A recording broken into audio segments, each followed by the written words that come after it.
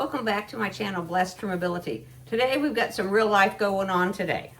I've got all kinds of projects started. I thought, why don't I tape it just a little bit and you guys can join along with me. Okay, so last night I dehydrated kale and I dehydrated spinach, and I'm going to turn those into powders to use in different dishes. Over here is, I had some leftover ham bones, and I had some leftover onion scraps where I'd made some onion broth. So over here we have bone broth going, and it'll be ready to can, I think, Monday. Over on the stove, over here, the big canner just finished. It has what the recipe called fair food, and it's uncured beef hot dogs, and there's peppers and onions with that. And I made a broth to go on it, and that's what inspired what I really want to tape today. It was beef broth and tomato paste, and then I was putting it in the cans, the pints of that, and I am so not good at knowing how much of that to make. So I made too much, and then I tasted it. I thought, you know what that tastes like? Almost.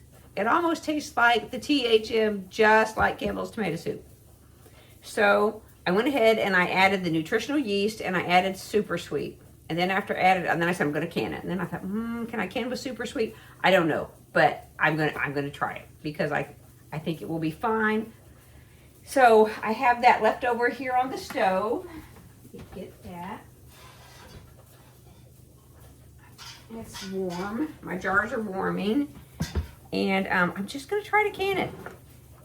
Because how nice would that be just to be able to warm that up, add the cream to it, and go from there. So I will put this down here so you can see what I'm doing. There's the Just Like Campbells. There. My lids. You can see that. There's my lids. I'm still going to use the vinegar because I think that the beef broth had a little bit of fat in it. It seems to have. Okay, so I'm going to move this back here and start getting my jars. Now, what would really be nice is if I was able to can this, using my own tomatoes. Well, I've been out in the garden this morning. I've been tying up the tomatoes.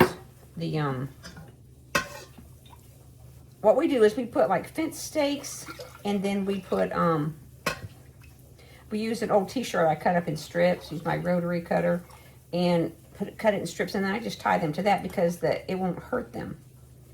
The t-shirt will not damage the vines on that. Okay, and I'm still going to, like I said, I'm still going to use the vinegar on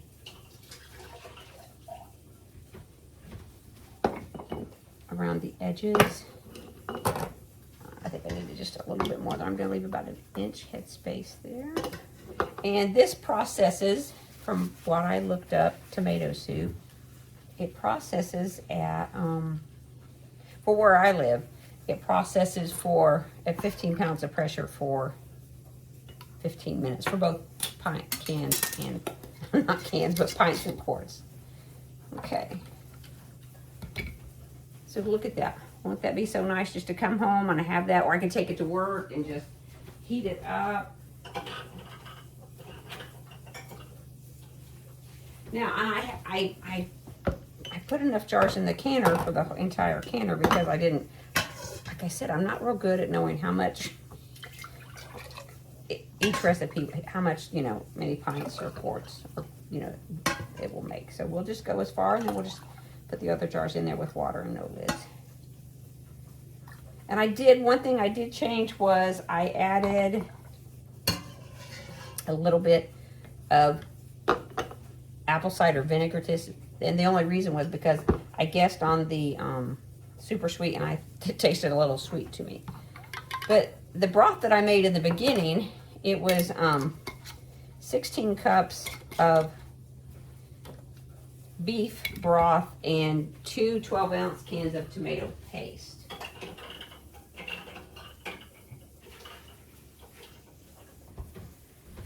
And then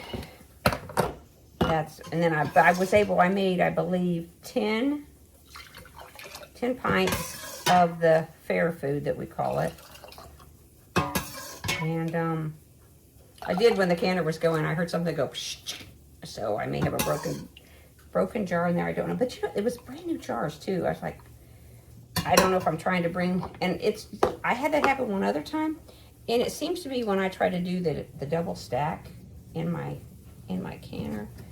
I probably didn't debubble that first one, but it's so liquid, I don't know that there's really air in any of this. You know how nice, like I said, how nice, this one, how nice this will be to just be able to have this ready. And I know a lot of people, they don't, they say you don't have to get your rings and lids hot, but I've done that for years, so it's worked. So I continue to do it. I like to use a jar here as my placeholder to hold my funnel and the debubbler. So, do you guys have gardens? How are they going right now? Ours had a little slow start, but it seemed to really be taking off. And one thing that I'm really proud of, I actually grew some of the plants from seed myself. I've not done that before. I still needs just a little bit more, I think. Okay. It'll be bubbling anyway. What do you think needs just a little bit more? And I'm not sure, like I said about the super sweet, I don't know if that turns.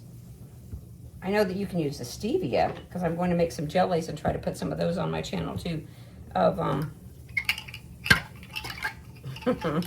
more than one, two of them want to stick together. With using the stevia for jelly and jam.